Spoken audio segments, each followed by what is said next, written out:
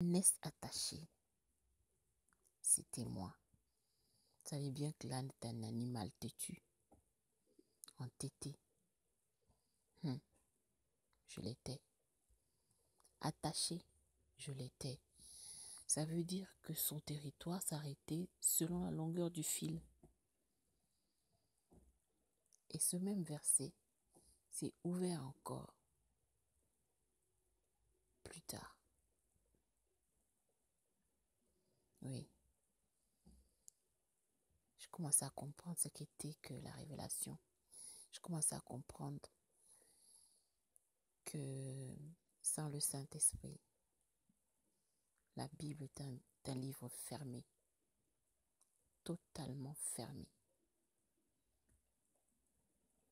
Et je comprenais ce que voulait dire révélation. Merci Seigneur.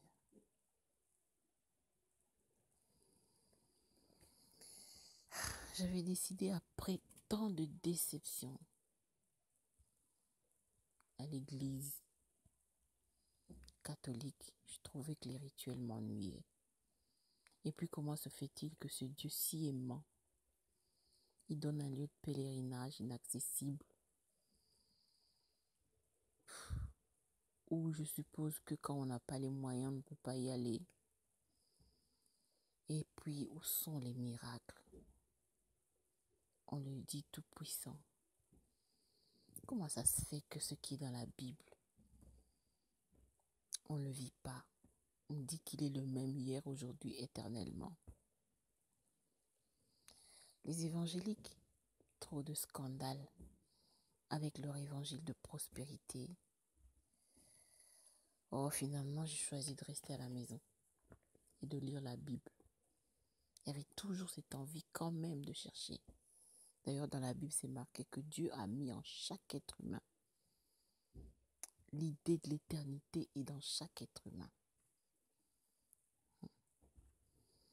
Dieu nous connaît.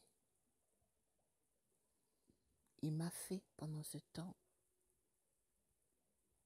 entendre plein de témoignages en anglais et en swahili. Et les témoignages en anglais m'ont forcé à améliorer mon anglais. Merci Seigneur. Les témoignages en swahili m'ont rappelé le swahili que j'avais appris à l'école à Bukavu et à l'améliorer. Merci Seigneur. De toute ma vie, je n'avais jamais entendu parler de délivrance. Et une amie, Emma, que Dieu te bénisse Emma, cette amie m'a parlé de Michel d'Astier, une Française, une blanche qui parle sorcellerie, qui parle de délivrance. C'était nouveau pour moi. Et j'allais voir dans la Bible les versets qu'elle mentionnait. J'écoutais ses enseignements sur la délivrance. Ah bon? Donc les histoires des démons sont vraies? Et le diable, il existe. Bien-aimé, la plus grande ruse du diable, c'est de faire croire qu'il n'existe pas. J'ai appris des choses. Je lisais de plus en plus la Bible. Et j'ai eu des délivrances après certaines lectures. Oui, je courais aux toilettes. C'était soit une diarrhée, soit des vomissements. Si, certains esprits sortent comme ça.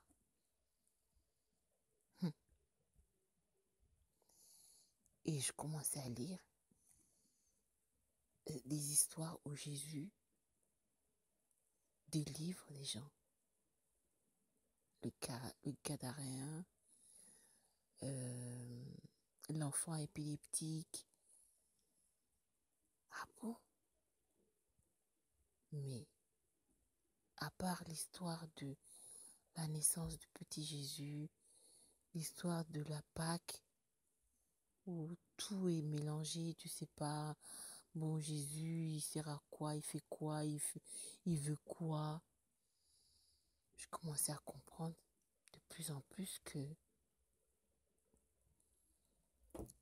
il ne peut pas être venu pour rien. Il est temps que je m'intéresse un peu plus à cette histoire.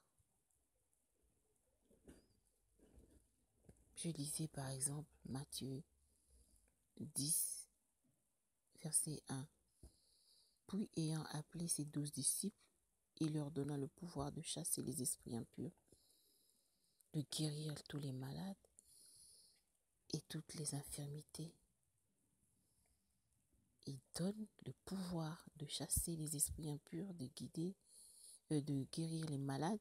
Et moi, je croyais qu'il n'y avait que les exorcistes, les spécialistes, qui chassaient quand il y en avait, qui pouvaient chasser les démons et tout ça.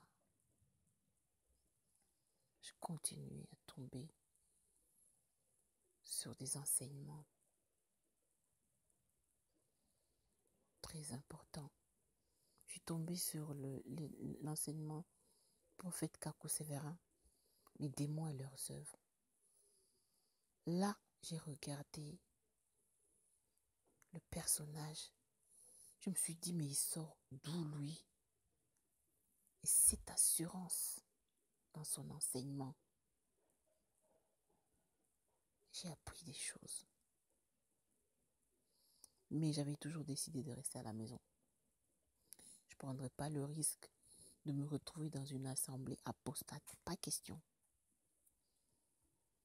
Je faisais comme les chrétiens de Béret. J'écoutais un enseignement. Comme on a le Saint-Esprit, on sent quand on fait fausse route. Il faut vite obéir. Et ainsi la petite voix devient claire au fur et à mesure. Une fois, je me rappelle, j'avais suivi un enseignement d'un homme de Dieu. Enfin, je commençais à suivre ses enseignements, sauf qu'un jour, il enseigne. Dans son enseignement, il conseille de prier son ange gardien. Tout de suite, un signal d'alarme dans ma tête s'est allumé. J'ai zappé non seulement cet enseignement, mais tous les autres enseignements. Alors j'ai compris comment le diable travaille.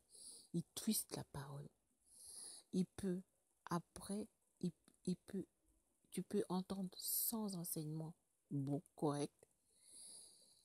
Et le suivant, il va glisser un petit mensonge.